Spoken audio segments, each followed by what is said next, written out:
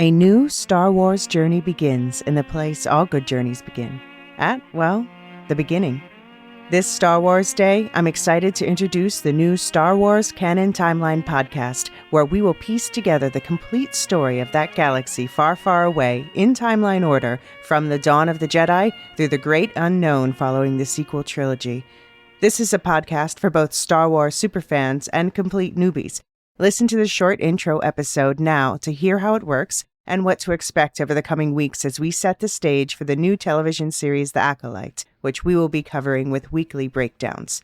Subscribe to the Star Wars Canon Timeline podcast wherever you listen to take part in one of the most epic and expansive stories ever told, following all the twists and turns from start to finish. May the 4th be with you all month and beyond.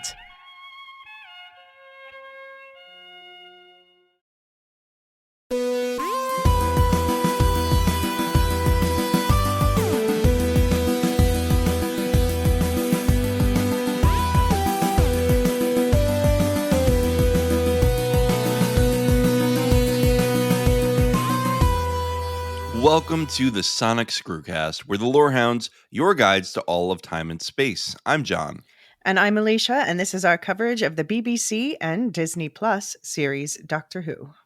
In this episode, we'll be discussing the first 3 episodes of the soft reboot Season 1 of Doctor Who, titled The Church on Ruby Road, Space Babies, and The Devil's Chord. And as much as we enjoy discussing the show amongst ourselves, we also really want to hear from you. So send us an email to lorehounds@thelorehounds.com or visit our website at lorehounds.com/contact. And you can use the contact form or leave a voicemail using the built-in voicemail app. And you can also join our Discord server. We have a really fun and welcoming community and a dedicated channel for Who. So find the link in the show notes below. If you want to support us directly, you can subscribe to our Supercast or Patreon. For as little as $3 a month, you get ad-free episodes and a ton more, like our show guides for things like House of the Dragon and Shogun. Subscribing is a great way to help us make more timey-wimey podcasts. Elysia, we've been here before in Wholand, but just briefly, and I believe we had a guest, Simon. Right. This is our first real coverage. We were discussing whether to do it or not, and I think we were pretty committed most of the time. Yeah. And I'm really excited to be here in the new Who. Mm-hmm. How about you? Yeah, I'm excited.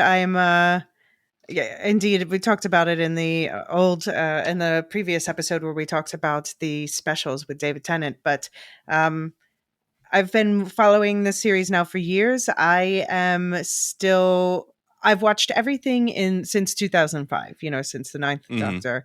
And I know you've been like going back to the beginning though. Oh yeah, I've been having a great time with William Hartnell. I just actually finished his run last night, so I am. Tonight I'm going to start the Patrick Troughton era.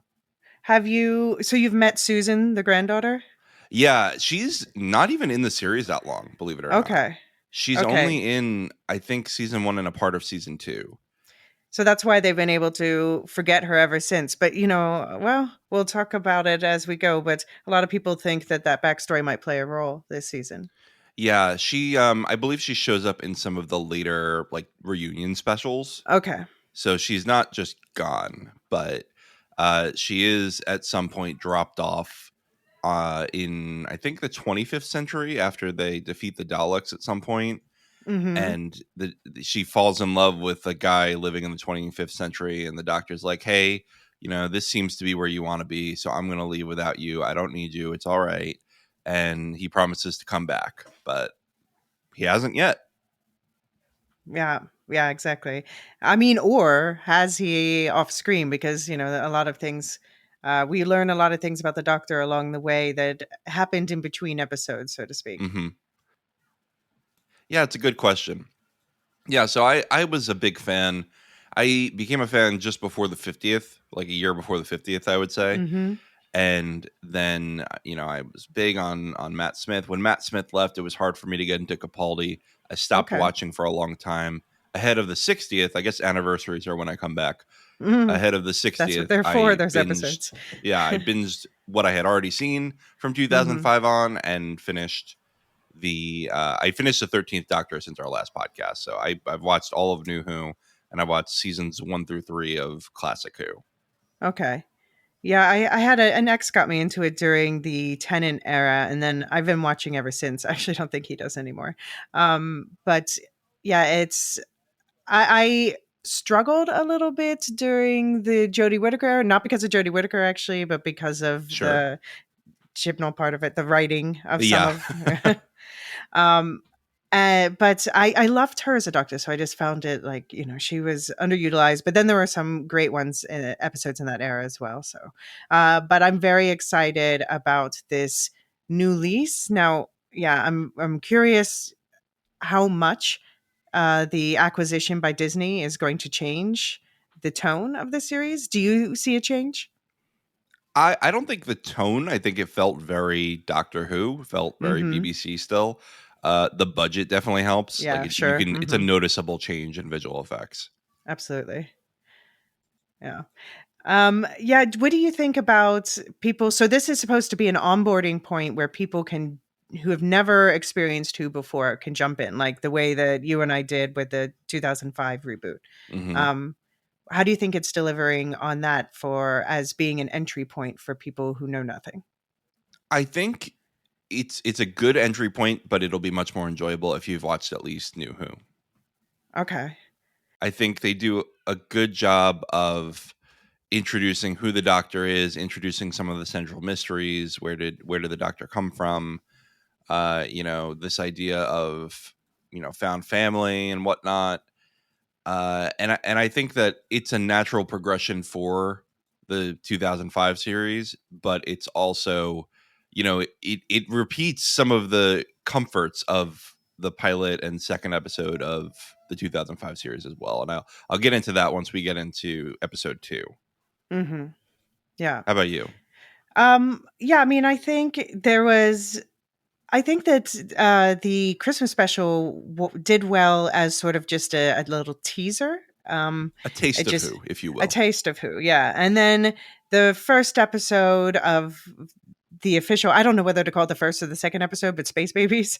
Um, I'm gonna it number it 2 and 3 for the okay. for the new episodes, because that's what they did in Disney Plus, and I don't Oh, want to they did. confuse Okay, people. okay, yeah. Yep. I was surprised to find the Christmas special in there, but also it makes sense. Yeah. Yeah. Um, but yeah, okay. So then episode 2, I found a bit of an exposition dump at times, but also necessary.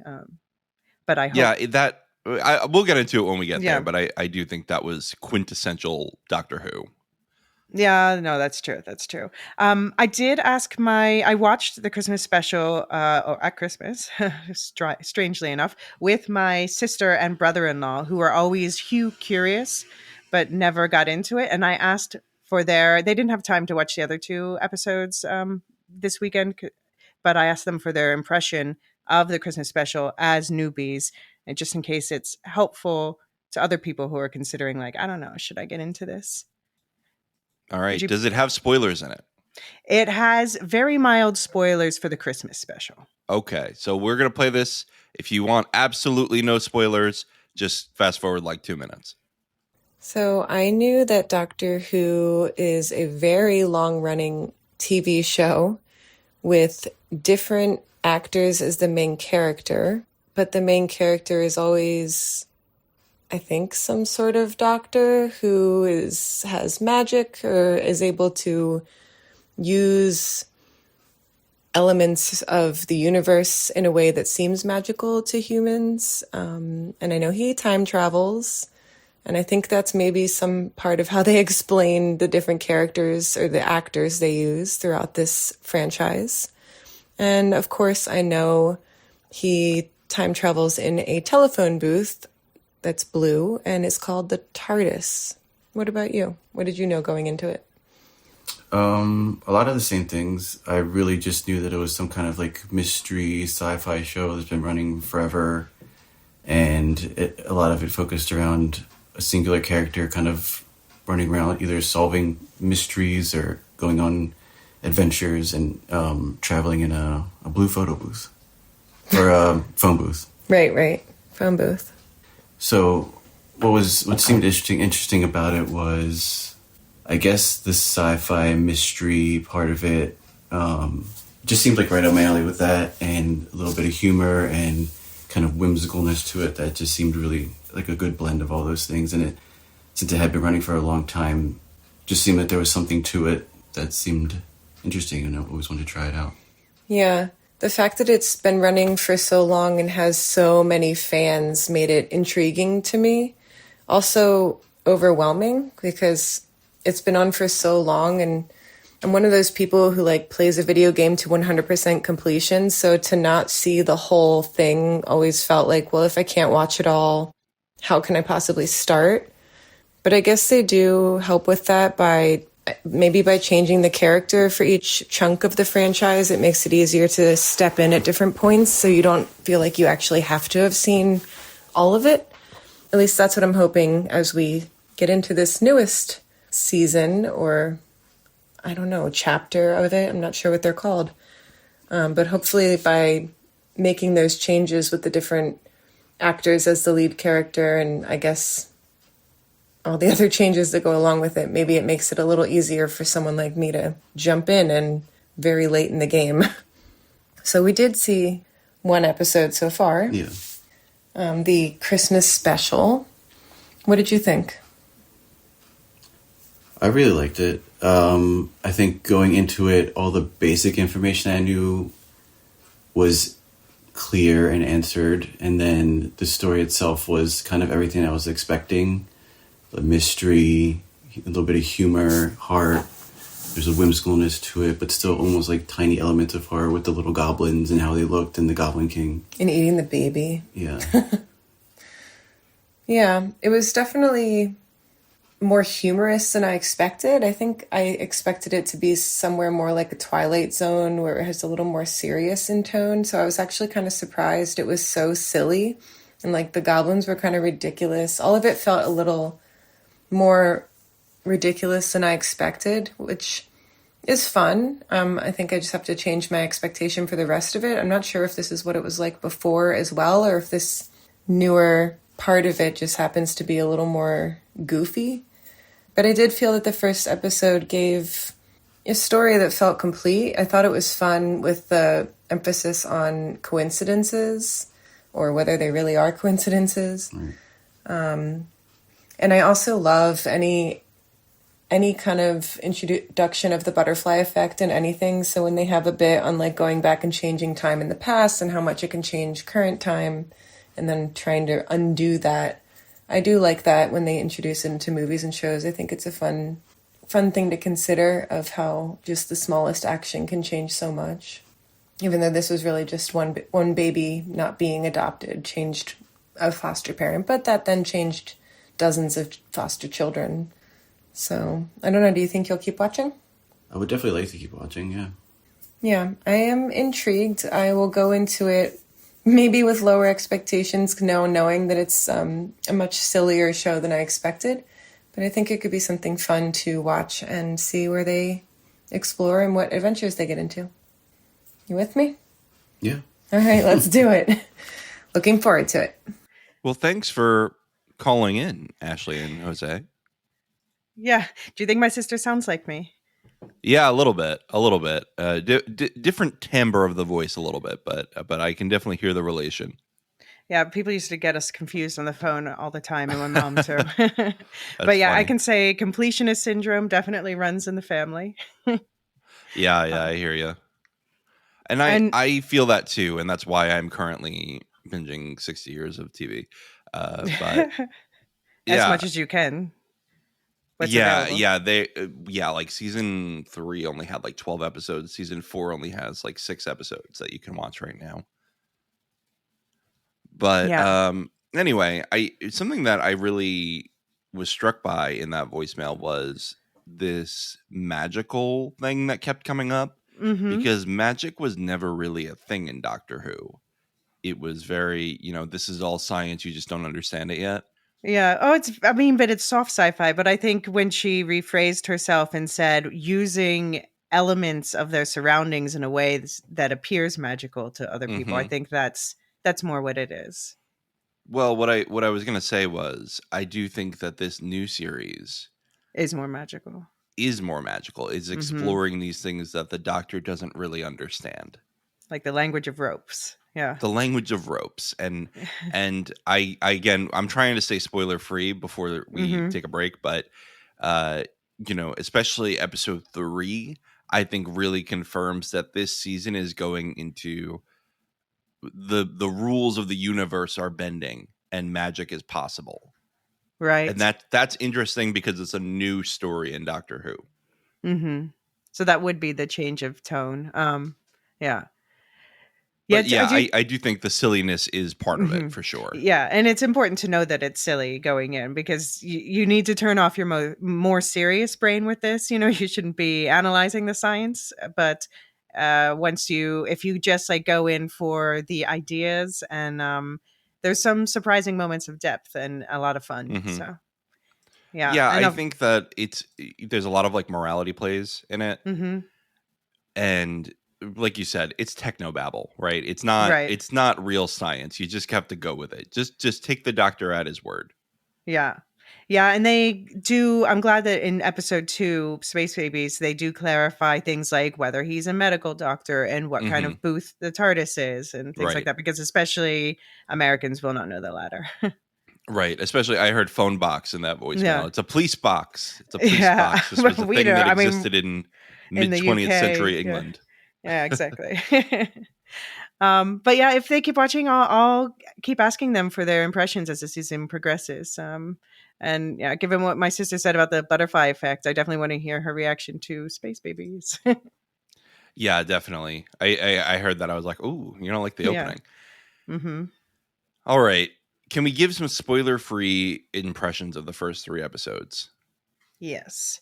Um, yeah. So just briefly, I thought the Christmas special was delightful. I loved every moment of it, and I hope that they keep continuing these musical elements in New Who. Space Babies was not my favorite. It was a bit of an exposition dump, as I keep saying, but and I was more like so in the story and elements of it, and certain aspects of the effects didn't really work for me and were distracting. Hmm.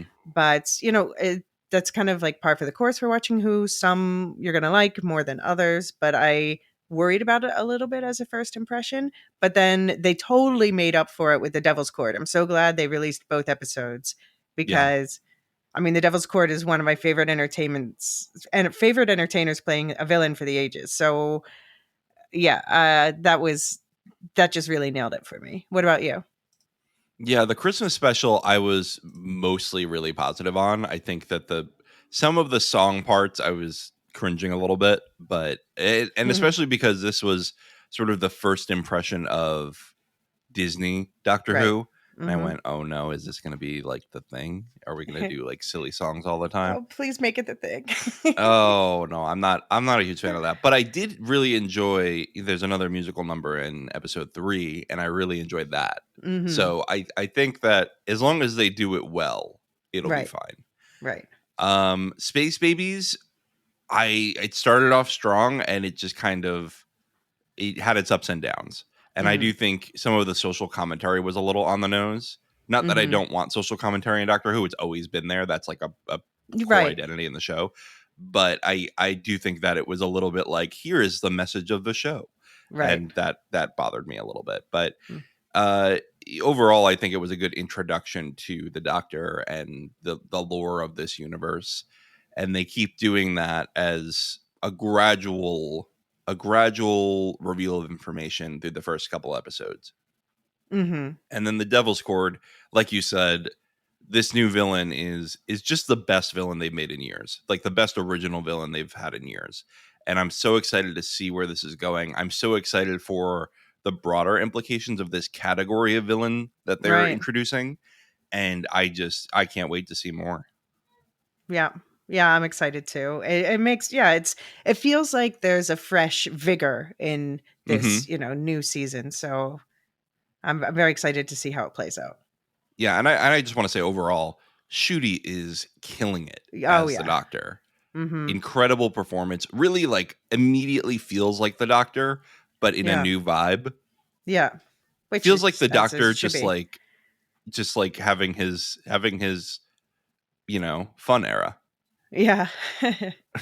Yeah, the doctor finally gets to have fun. But then they still, they still brought up the situation of Gallifrey, and I don't know if we're Right. counting exposition dump backstory as spoilers, but Yeah, I've always said that like Matt Smith, I think, most perfectly captures the whole dangerous person plus goofy he, fun guy. he's my doctor. Yeah.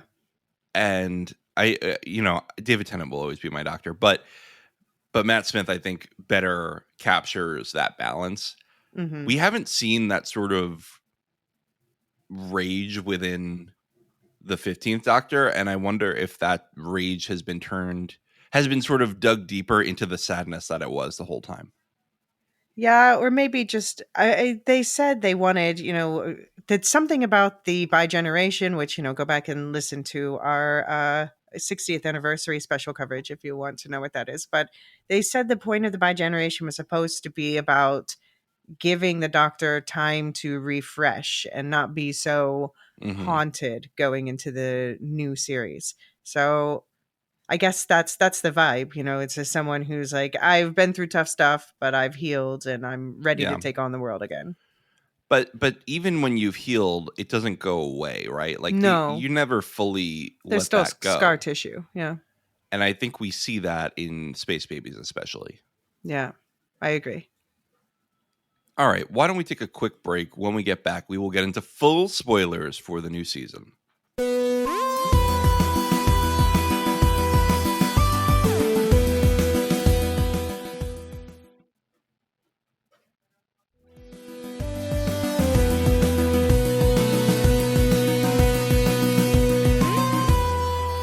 And we're back.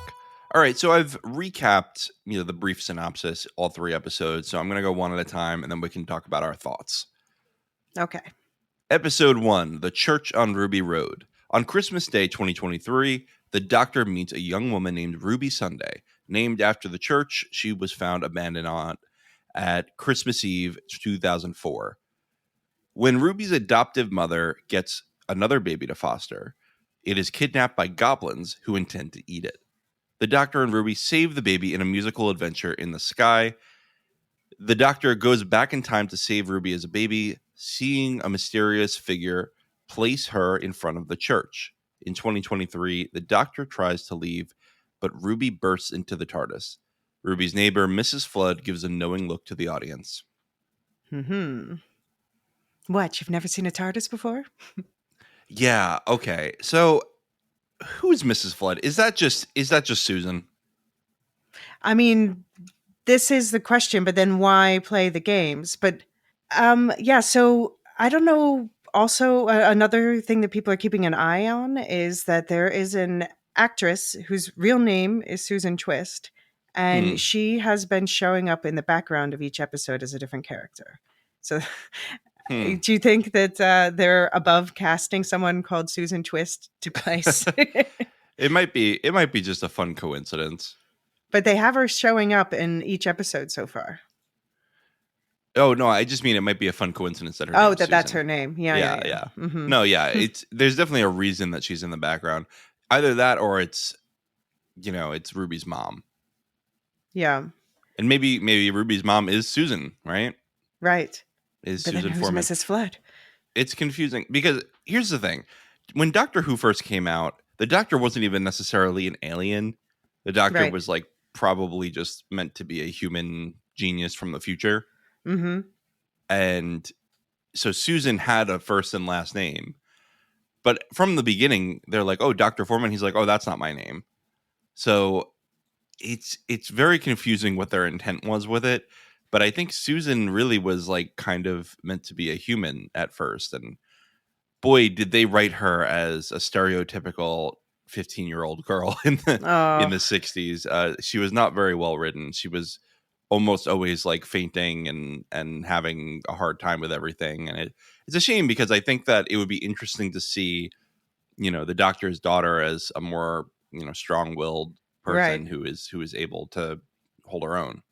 Well, maybe that's why they could have her come back as one of these more nefarious seeming characters um, who might have been playing games the whole time or something like that. I don't know. Would you like that? I haven't watched her originally, so I don't know if that's ruining her legacy or making her more interesting. She had sometimes an adversarial relationship with her grandpa, though Okay. she loved him, but she sometimes, had the, 15-year-old stomping her foot and being mad at her Oh grandpa. yeah. Okay. And I don't know. The thing is, Carol Ann Ford is still alive. Carol Ann Ford, who played Susan Foreman. Right. And I kind of wish if they do have Susan come back, use her at least to like show a regeneration. Right. Like show me her regenerating into Mrs. Flood or whoever it's going to be. I think that would be nice. Also, you got to explain how. And why doesn't she have like a name like the daughter or something? Well, I think that's because she wasn't a Time Lord, right? She was a Gallifreyan. So that's something, if you're new to the series, that is a distinction that they make at some point, that like not all Gallifreyans, which are people who live on the planet the Doctor was from, not all of them become Time Lords. That's like a title you earn. Okay. And then you choose your name, I think, from there. So you only, this is news to me. So you only regenerate if you're a Time Lord? I believe that's true. Okay. But I don't know. I know the Timeless Child stuff made me all confused with who gets to regenerate or not. Yeah. Yeah, I actually, so people keep questioning, do we want them to go back to the Timeless Child, which was part of the Jodie Whittaker arc? And I say yes, because I found that was, to me, the most intriguing story element they introduced during that time. Yeah, so the Timeless Child, I really like it in concept. I think that just it got really muddied with the storytelling, but you can definitely do an interesting thing with that. Especially, the Doctor could theoretically find more of his species. And apparently Davis said that he found it an interesting concept too. So I think we should consider it on the table for further exploration. Definitely. And I mean, it's alluded to here, right? Like, I was adopted too. He says that in this episode. Right. Exactly. In the next episode, right? Or no, was it this episode? I don't know. They kind of talk about their origins in both. Yeah, they bring it up several times. So I think that we're not letting go of this lore, which is fine. I like that. Yeah, that's good. What do you think about Ruby as a companion? Yeah, I mean, I like her. She's spunky. She gives me a bit Billie Piper vibes, from one of the classic companions. Yeah. And the first companion of New Who, right? Right. Yeah. Well, yeah. Okay. So do you think they're trying to parallel that with the same energy? I do. And so they're obviously not going to make a romance, though. There's a theory going around. Do you know about this one? No, I don't know. That Ruby is the child of the Metacrisis Doctor and Rose. Oh, okay. How would you feel about that? Let it go. Let those people just go off into the sunset. I think we've had enough of that whole story. What if she was a child of Riversong?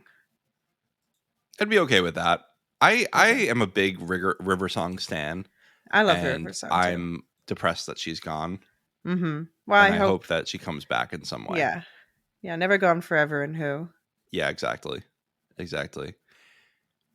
But yeah, I do think that Rose is a little bit on the nose with some of the Rose parallels, like, a blonde-haired 19-year-old who's not very wealthy living in London. Yeah. No, it does seem like they're like, oh, remember that you liked, or, or this works last time. But yeah, she does it well. I love her facial expressions. Like both she and Ncuti are giving really good face throughout the episodes. A lot of the comedic stuff for me comes from the way they react to things. Yeah, I do think that she's a really good pair with Ncuti. They have like in episode 3, they're really big on the fashion thing together, and I thought that was a really charming interaction. Yeah, agreed. Yeah, I would get excited too about getting dressed up in mod clothing. I want a beehive. Yeah. I want to say that I hated the Goblin song.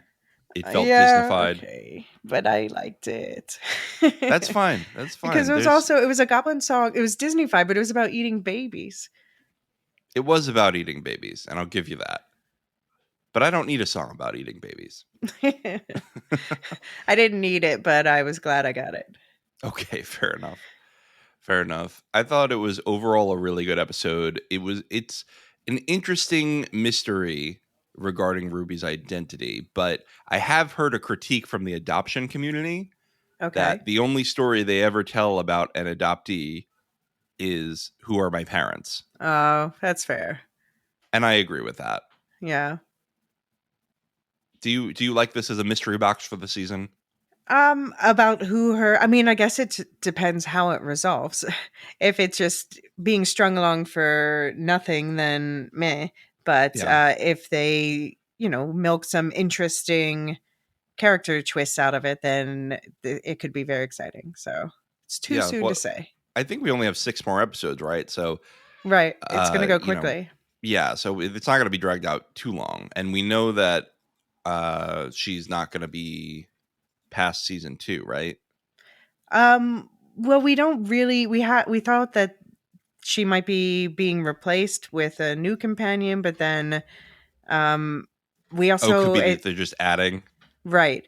But also, yeah, there's been the latest news is apparently the new companion's going to briefly show up in this season. So, Mm, but could that be something like, I don't know. There's lots of theories going around wild. I don't want to spread any of them, but I don't know. Things like a regeneration are thrown around, or who knows? right. And the budget. The budget is clearly noticeable here. Yes. Yeah. But it still has that charming shonkiness, Yeah, and I do like that. I think hmm it needs to have a little bit of that feeling duct taped together energy to feel like Doctor Who. Right. Absolutely. What do you think about Ruby's family dynamic?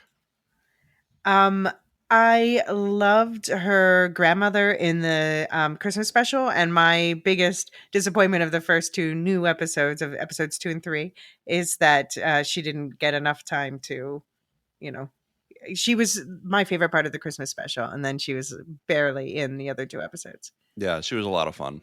She was Yeah. a lot of fun. I really like the relationship that Ruby has with her mother too. It feels very Mm-hmm. genuine. When her mother's Mm-hmm. like, "And you were so small," that felt like, as a parent myself of 2 young kids, I got a little choked up there. Yeah. Yeah. Yeah. They're a very charming family. I want, I'm sorry, what is her grandmother's name again? Ooh, I can't Cherry remember. Sunday. I want Cherry to be on the TARDIS by the end of the season. Well, we could have another wolf. Yeah, I'm good with that. just for a fun excursion, not like a It feels regular very thing. Willy Wonka if she's like in the bed. They fit the bed on the TARDIS. She was standing in the living room in the other episodes. Yeah. Oh, true. True. All right. Any other thoughts on the Christmas special before we talk about the meaty episodes we got? No, just I think it was a charming introduction into this is the idea of Who. If you like it, keep watching. Yeah, I agree. There wasn't a lot of like deep content in this, but it was a lot of fun. And that's what a Christmas special should be. Yeah, and some horror elements too, which I liked, like with the with the goblin accidents. My Yeah, I sister mean, asked me if I have goblins following me because I'm always getting into stupid accidents. oh boy, I hope not. No. Okay, episode 2, Space Babies. The Doctor and Ruby make a quick stop to the age of dinosaurs where Ruby steps on a butterfly and dramatically changes the future before the Doctor revives it and she returns to normal. They then end up on a space station with a monster chasing them. They find their way to the real purpose of the station, which is to birth babies for the local system. They learn that the sponsoring planet ran out of money, but the law wouldn't let them shut down the birthing machines, so only an accountant stayed to take care of the babies. The babies then grew up as more mature babies instead of adults and started running the ship. The Doctor figures out that the monster is made out of the baby's snot because the machine made a monster for the baby's story. Nanny tries to shoot the monster out of an airlock, but the Doctor saves it as the last of its kind. He then launches the space station to a refugee planet with the power of farts. My first note here is we are so back. This is right out of the original RTD era. Goofy, kind of almost low budget looking monster. Mm-hmm. The doctor talking to himself, trying to figure everything out. It's really very RTD. It's quintessential like Ninth Doctor episode. But I have to admit, I did find the CGI for the baby's mouths a bit distracting. Yeah, it didn't look great, but I got used to it. I just stopped looking at the mouths. But I really feel like these new episodes it's really focused on this sense of wonder.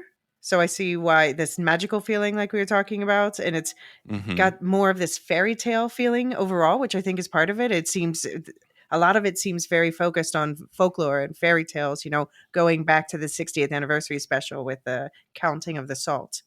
Um, but Right. this one, do you feel like they're keeping it pitched for a younger age for more family viewing? Um, maybe on this episode, although that monster is pretty spooky. Hmm. I think episode 3 felt very much like a show for More. more adults. Okay. Especially, I don't think kids care about the Beatles these days. Do you? No, but I don't think that part was important if you don't. Yeah. Yeah. Fair enough. Shooty, just absolutely nailing it as the Doctor. Yeah. It's this lighthearted nature and not taking anything too seriously, while simultaneously caring deeply about everyone and everything. Yes. Yes, I think that the actor, I know him from Sex Education and he was great there, but here he really gets a chance to even shine more as the lead, and he gets more of a layered inner life, because the Doctor is so many things. Mm-hmm. And he has the depth for that complexity to shine.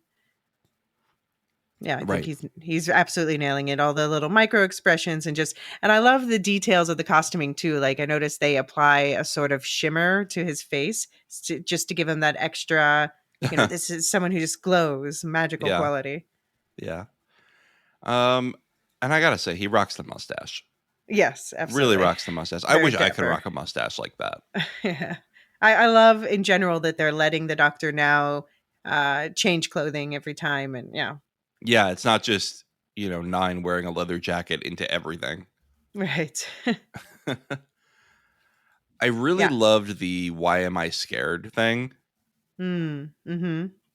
but I don't think that's accurate at all. Like I was thinking back and I was like, what about the Ninth Doctor in the room with the Dalek in season 1, like banging on the door, "Let me out, let me out." Mm. Yeah, but I guess the point is that it's rare enough that when it happens, the Doctor takes note, and so the audience is supposed to take note too. Yeah, maybe. I guess so. But or maybe it was also like the Daleks are, established as a galaxy-ending threat, and the Doctor's like, this is something so trivial, it's just one little monster. Why would I be scared of something so trivial? Yeah, fair enough. Yeah, I get that. But he was afraid of one little Dalek. By the way, they made the comment about Star Trek. We got to visit them one day, and I was like, "What the hell?" And I had to look up. I'm like, "No, they still, Star Trek is owned by Paramount, so I don't know, but Paramount's for sale. So maybe this is how Disney's announcing their bid." That's funny. That's funny. Imagine that. That would be really cool if we had a crossover episode. Yeah, no, I would be here for it. Absolutely, why not? Yep. Yep. This was a cute premise to me. The pacing was off and it dragged a little, but the premise Mm. was good. I liked the funny twist with the snot monster. I loved them being in the room of snot Uh-huh. and just the Doctor realizing and laughing and Ruby being horrified. That was a great little contrast. But how hard must it have been to work with all those babies? I can't imagine. Yeah. Yeah. I have a hard time keeping two babies calm at the same time. Yeah. Yeah, they all seems, and you could see sometimes their face was like crumpling and they're like trying to work it into like, oh no, no. Yeah. No. So what did you think about the social commentary aspect? I mean, I took a picture of one of the exchanges because, as you said, it was quite on the nose. With at one point, they're literally like, "So they just want the babies to be born, but then they don't take care of them. What Yeah, kind that of was the line planet that really would bugged do me. that?" Yeah, Yeah. which is I'm glad to hear that called out. But indeed, it felt a little when you're that on the nose. Sometimes the people who need to hear something tune out. And I, as someone who agrees with that sentiment, Right. I totally agree with that sentiment. was cringing at it Mm-hmm. because I think if you left that line out, it actually would have been okay. I think that was the line that brought it over the edge. Right. It's like, did you get it? See, did you get it? Right. Like, no, trust your audience, you know? Right. It felt very pedantic. Mm-hmm. So, and I said before, but social commentary, social justice aspects of Doctor Who have always been a thing, right? You have I was just watching The Gunfighter, I think it's called, this old first Doctor story. He's like, "Oh, I don't like violence. I don't do guns, things like that. I People need to stop handing me guns." He makes it he yells at them. But yeah, it needs to be woven in a way that feels organic. Right. Because I think that the best way to convince someone to your side is to tell them a story that lets them get fully engrossed and empathize with people. Mm-hmm. It's not to be like, this is what you're supposed to get out of this. Right. Exactly. Right. Because when you are thunking people over the head with the moral, then they're not, you have to connect with people, make them feel something in order for them to really start thinking about, oh, how is that applicable to other things? When you're just like, this is the moral of the story, then people are like, okay, yeah, moving Yeah. on. Yeah, exactly. Yeah. One thing that I wondered about is that he repeated several times in this episode that people on his world are known by titles and keeps giving these examples, you know. Um, and of course, like, repeating some old favorites. But I did wonder, does that include the toy maker? That's a title? Well, the Toy Maker is not a Time Lord, but the Toy Maker, I believe, David Tennant says, and I haven't watched the original Toy Maker story because it's lost, Right. but the Toy Maker appears to be from a different universe where the rules are different, and that's the But whole idea. but then so is the doctor. Right. Yeah. So that is a question I had too. Mhm. Is Are they sort of the same class of being? Yeah. I just noticed that several times they're like, "Oh, we just all have these titles, like blah blah blah, the Ronnie and the, I Right. forget what Right. else he said." So here's my question: Is the fob watch, is Mhm. that reducing the Doctor's powers that would be on the level of the Toy Maker and Maestro? Maybe. Because the Doctor currently is subject to the limitations of a fob watch, Mhm. which was if you didn't watch. Oh boy, this is going to be a whole explanation. If you didn't watch classic New Who, um, the fob watch is sort of a device that, and I forgot the official name of it, but it's essentially a device that will take the memories and abilities of a Time Lord and put it into a watch so that they are human biologically and they don't have their Time Lord memories. And it's a way for them to hide themselves away from other Mhm. Time Lords and other villains. But the Doctor was already subject to, it was revealed in the 13th Doctor's era that the Doctor already had a fob watch erasing like all the regenerations before what became known as the first Doctor. And the question is, because the Doctor is not biologically a Gallifreyan, the Mhm. Doctor was made, was found, and the Gallifreyans received the ability of regeneration from the Doctor's biology. The Doctor, my question is the Doctor biologically a Gallifreyan now, but would be something greater without the fob watch limitation?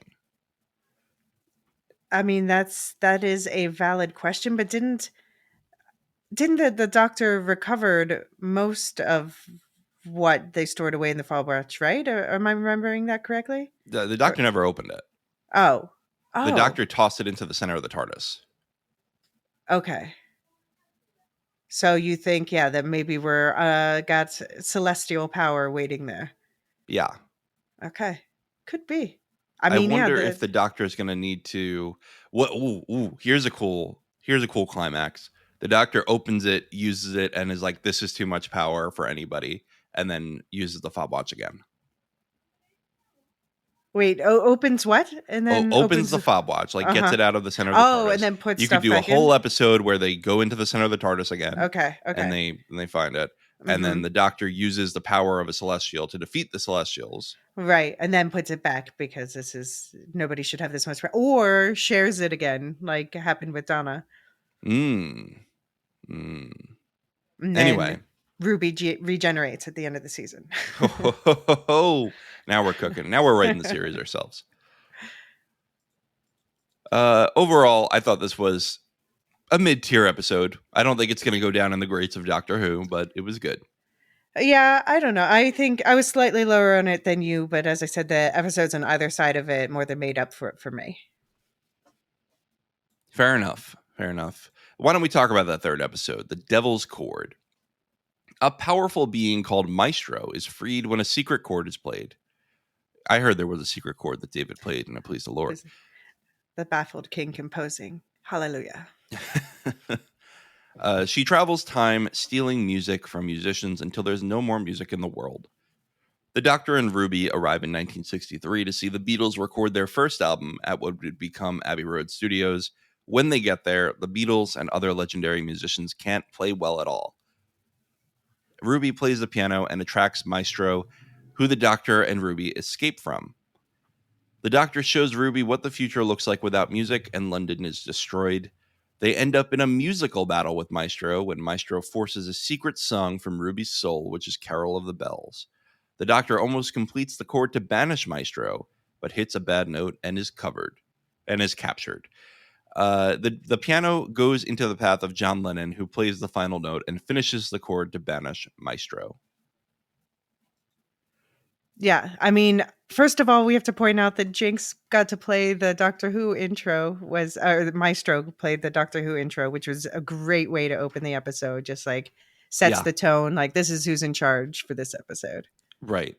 And it really reminded me of Peter Capaldi playing the guitar for the Doctor Who theme in one of those episodes. That was really good. So I love when they do this. Exactly. Especially because they don't do it every time. So when it happens, it's really like, oh, this is something special. Right.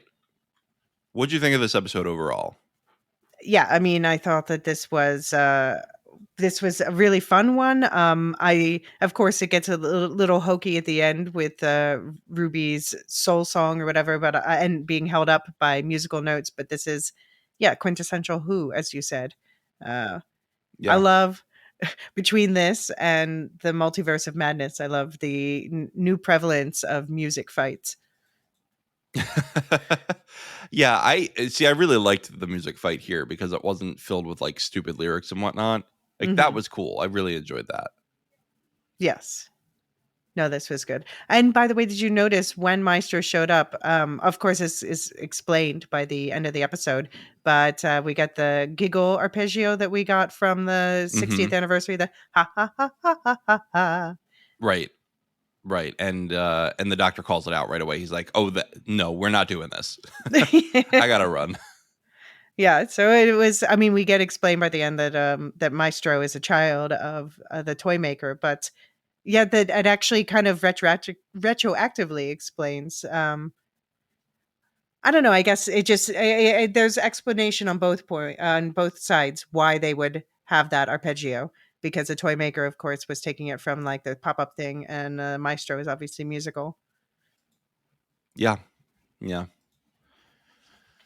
So Maestro as a villain and this idea of this pantheon, because they use that word. I think the Doctor used it, right? This pantheon of new villains that have magical powers, basically.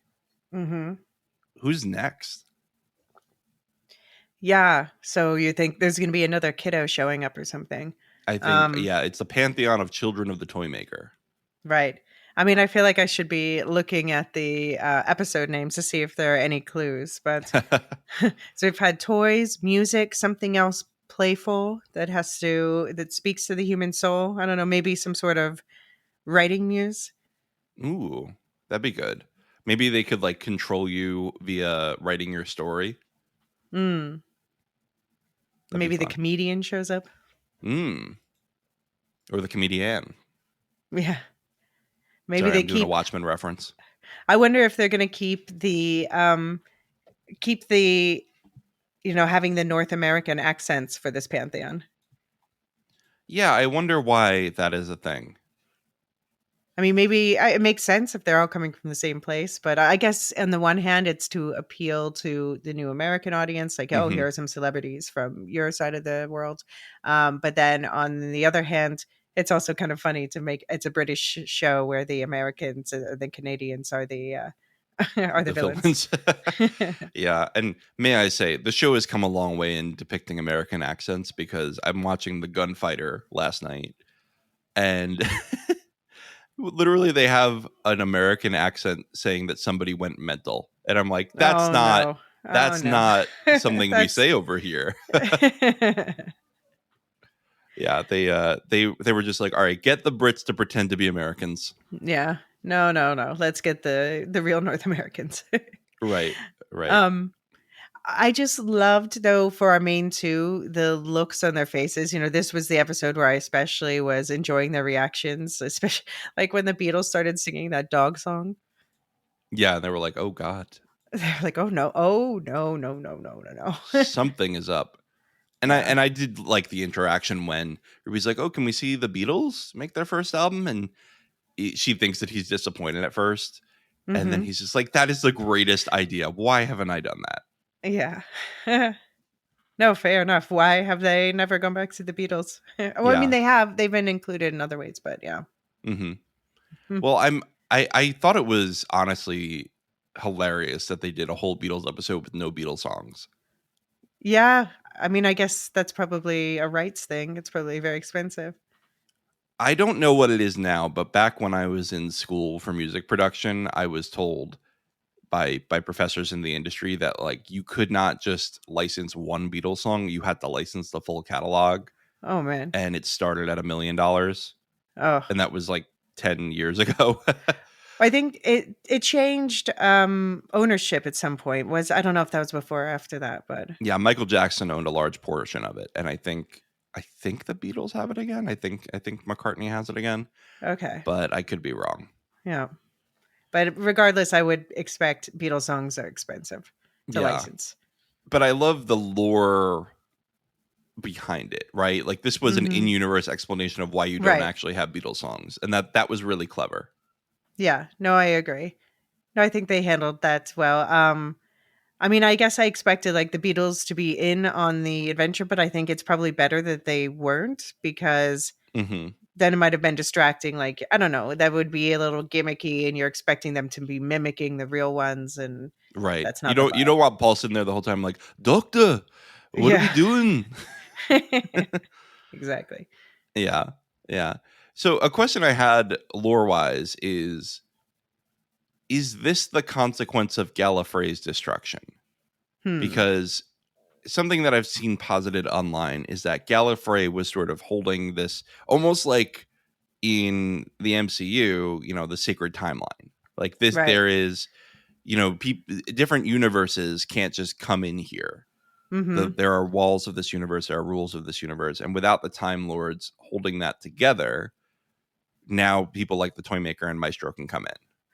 I mean, I would say on the one hand, that could be a source, but then I think the tipping point was that 60th anniversary special with when he's saying it, you're what is it? Enacting superstition at the edge of Yeah, everything, I and that invoked a superstition at the edge of the universe. right, and so that lets entities in. So I'm assuming that that's the real tipping point where it's like, when you have all these demon shows where you lock the demon in a circle of salt and you sort of brush it aside and they can slip through. I Right. think that's what happened during the 60th anniversary specials. Yeah. Yeah. I think that's right. We talked about Susan a little bit. Susan Mm-hmm. Foreman. This is the most discussion we've ever had about her in New Who. Right. I mean, Yeah. she showed up in a picture on Capaldi's desk. That was it. Right. I think they're definitely signaling to us that it's time to address this situation. I'm really glad because it's always felt like this weird blind spot that nobody wants to talk about. Like, oh, we don't Mm-hmm. talk about that side of the family, you know? Exactly. And maybe there's a good reason, but tell us. Give us the I think goss. I think it's the doctor's guilt, honestly. It's like I Mm. promised her I'd go back. It's been like 1,000 years. What's going on? I mean, he has a time machine. Right. Yeah. And Although, what's this weird comment that he made to Ruby about, well, I don't know if the destruction of Gallifrey hurt her where she was. Like she was on Earth in the 25th century. How does that make sense? yeah, exactly. I mean, maybe is there supposed to be some sort of tie to, I don't know. I don't know. I will say there is a lore reason she would be able to get a time machine and start following the Doctor is that later in the first Doctor's run, we see that the Daleks too have time machines that Time Lords can operate. Mm. So I think that it's possible that because Susan stayed there after the Daleks were defeated, so I think it's possible that Susan finds a time machine and is like, "Oh, I know how to use this." What if she was somehow banished to the other universe? And what if this is just, swinging big here? What if, we hear in this episode, the one who waits is almost here. What if she's the one who waits? I like that a lot. I like that. She's leading an army against the Doctor. Is that what it is? Maybe. I mean, unless the one who waits is what's his face, Rory coming back. I hope not. I love Rory. I'm a Rory and Amy stan, but Mm-hmm. I No, we've told that story. It's that's over. Yeah. That's over. But I do like that they're carrying some things over. Like I love that they're still saying Mavity instead of gravity because of the 60th anniversary special. So I Yeah. wonder if little things like that are going to be popping up, where it's actually like punching a bunch of little different holes in the fabric at the edge of Right. the universe through these butterfly effect moments. Yeah, that's a good question because I don't think that we've seen such a dramatic effect of anything as Mm-hmm. we did in the intro of this. Right. You step on a butterfly, literally she is a different species. Yeah. They're emphasizing this, a butterfly effect. Yeah. So the question is, again, is the destruction of Gallifrey allowing time to be changed much more rapidly? Because, the Doctor, I think in an earlier season of New Who, the Doctor's like, oh, well, time, you can change a few things and time generally will correct itself. History will correct itself. Even like the Van Gogh episode. It's not Van Right. Gogh, you Brits. The Van Gogh It's actually episode. Van Gogh, but okay. Well, anyway, I will not be corrected by your European slander. This is the country he was born, whore. And by the way, whore it's just a way of saying like here. Anyway, sorry. That doesn't translate well. My whole point is, you look at the Van Gogh stuff when the Doctor shows him the impact he had on the world and he still takes his own life. And I think that was like how history worked in early New Who. But now that Gallifrey is really gone, not just hidden, now things can be changed much more rapidly and dramatically. Right. Yeah, I mean, because that would be an interesting way. Because one of the issues that this show has to contend with having so many decades of lore built up is that it gets a bit messy. You're tripping over things you've already said, and Right. you can feel a bit locked in. So something like that could be an explanation for opening up new possibilities, sort of wiping the slate clean a bit more. Right. Yeah. Like the secret wars of, Marvel's going to have secret wars to do that. And this could be that for Doctor Who. Right. Any other thoughts on this episode?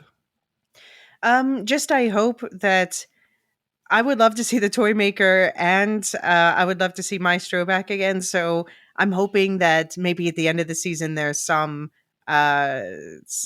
big, the whole family gets together. Avengers as assemble. a massive, right. Villains assemble. Yeah. And It would remind me of, I don't remember the name of the episode or even the season, but when the 11th Doctor is cornered by all the villains and they're like, we're all afraid of you, buddy. Like, you're the problem. We all allied against you. Mm-hmm. Reminds me of that. One thing that struck me is I don't think we've ever seen the Doctor revive something before. Right. Yeah. That I was wondering, like, he's giving away some of his regeneration energy, I guess? That's what I was thinking. Is this that he still has residual regeneration energy from the Christmas special, or from, assuming that there hasn't been a lot of time since the Bi-Generation. Right. I'm wondering. Well, how long was he watching Ruby? Because in the Christmas special, we see that he's kind of just everywhere that she happens to be, which I assume is on purpose. And I think David Tennant has said like the first 24 hours after regeneration or something like that. Or is it coincidence? Sorry. Yeah, or is it coincidence? But again, I don't know if we have to be controlled by the rules of previous statements of the doctors. Right. Rule number 1, the doctor lies. Yeah, and the doctor doesn't know everything either. So there's that. Right. But I just mean we're not dealing with Aes Sedai here. The doctor can straight up tell a lie. No, that's true. The doctor can just say a complete knowing untruth. Yeah. Right. But we also trust on the doctor having a certain moral integrity. Yeah, but I think the question is, when you're dealing with a villain that you need to defeat, otherwise a lot of people are going to get hurt. Mm-hmm. I think it's morally justifiable to tell a lie to deceive them. Right. Okay. Anyway, I think that's it for me for the episode. Anything else? No, I'm just totally on board for what's going to happen this season. Like I said, give me the pantheon of the pantheon. And keep bringing on the fun villains and musical numbers. Don't tell John.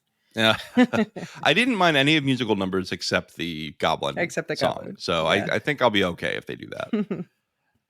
All right. Well, thanks everyone for listening. Let's get into our outro and show notes. Elysia, you've launched a new feed recently. Why don't you talk about it? Yes. So it's the Star Wars Canon Timeline podcast, and we are just going through all of the Star Wars shows, books, games in timeline order. You don't have to have read or watched anything or played or whatever, unless you feel like it. But we're doing a quick history blitz this month, going through like the dawn of the Star Wars universe and the Old Republic and leading into the High Republic, leading up to the Acolyte, which John, you and I will be covering on a weekly basis. Yes. You and I are going to be seeing more of each other over the next month because we're finally, for a while I didn't pod with you very often because you were always in that MCU stuff that I don't do. Yeah. But now we're doing the Star Wars thing together because David has abandoned Star Wars apparently. And you are also feeling Marvel, at least one Marvel thing these days? Yes, you and I are going to talk about X-Men 97 because I put it on because I was like, I'll check it out. People are saying it's good. And I was just floored with how good it was. Yes. See, everyone, catch up and watch. And yeah, I'm someone who is not really a Marvel guy, and I loved it. So definitely check it out if you're at all into superhero stuff at all. I think something to know that I didn't know going into it and until I looked it up was that it's not like you don't have to know anything about the MCU really because it's not connected to it. Right. No, it's a different universe. And you also said that you haven't watched the original series from the 90s and you are still following it just fine. Yeah, I haven't. Well, I probably saw like a little bit when I was a little kid because I was born in 93. But nothing you remember. Mm-hmm. But yeah, I don't remember any of it. So yeah, I have nostalgia for other reasons, but I want to save it for the pod. Yeah. No, but it just for people who haven't watched that, you can still jump right in. Yeah, and another recommendation, another upcoming one shot is David and I are going to talk about Kingdom of the Planet of the Apes, which has now become my second favorite film of the year so far. Really? Mm-hmm. I really liked it. Very cool. Yeah, well, we've got other affiliates too that I want to talk about. We've got Radioactive Ramblings. They are now covering Invincible and starting up a Fallout lore podcast. So that should be a lot of fun. Check out that feed over there. We've got a link tree in the show notes now, so it's a lot easier actually to find all this stuff. We've got Rings and Rituals. Every other week, Marilyn and Dr. Sarah Brown are talking about the Rings of Power Season 1 through the lens of ritual, pulling from the greater Tolkien legendarium, and having these really deep, fantastic conversations. So, yeah, check it out. We've got Wool Shift Dust. What's going on over there? This week we have our next episode for Beacon 23 Season 2 coming out, covering episodes 4 through 6. Cool. How's that season going? I mean, so we've got different showrunners and we've got like major cast shakeup. So it's feeling very different and they're going with a different angle. But it's intriguing. And we have promises that it's all going to pull together in this back end. So I'm very curious to see how this season ends. Cool. Properly Howard Movie Review is, of course, going strong with Anthony and Steve talking about felonies and fugazis. They are talking about all these crime-based movies. They just did Pulp Fiction. I think this week they're re-releasing the Dune 2 conversation that you were on, Elysia. Mm-hmm. And then they'll be back with Gross Point Blank. Exciting stuff. I like that movie. I haven't seen it. I haven't seen any of these movies except... No, I don't think I've seen a single movie on this list, actually. But it's still a lot of fun. Okay. It's still a lot of fun. Like, I've been listening anyway, and they just joke around about the movies. I love hearing them debate, like, whether Keanu Reeves is a good actor or not. That's been a lot of fun. I have that debate within my own head all the time. You know what's funny is I think Steve made a case for, like, Keanu Reeves is a good actor in real life, so he's a terrible actor on screen because then he's acting. Okay. Anyway, I can't do it justice. You just got to listen to it. All right. Point Break is a great one. Yeah. So like you said, Elysia, we're going to be covering The Acolyte, you and me, weekly on this feed and on the Star Wars Canon Timeline feed. David and I are going to be talking about House of the Dragon weekly, full coverage. We've already started our season 1 rewatch, and we've been doing 2 episodes at a time. Another episode will be out this week covering episodes 5 and 6 of season 1. And of course, check out the show guide for that. If you're a patron or a Supercast subscriber, you can get access to this really great show guide that I put together with the help of Aaron K and Brian8063 on the Discord. And we've put a character guide. Aaron made a family tree. We've got logos for all of the different houses. We've got a location guide, a faction guide. We've got everything. Everything you need to know for season 2 is there. And we even have a recap of season 1 in written form. With images. It has pictures. It's a picture book. Other projects coming up. This week, we have another Shireside Chats coming. I'm going to record that this week and get that out. Nice. And David and I are also doing our Star Wars Film Fest on A New Hope. We're going to be talking about the 1977 original Star Wars movie this week as well. So plenty of stuff coming on the feed. All right, let's do our thank yous. Elysia, relieve me.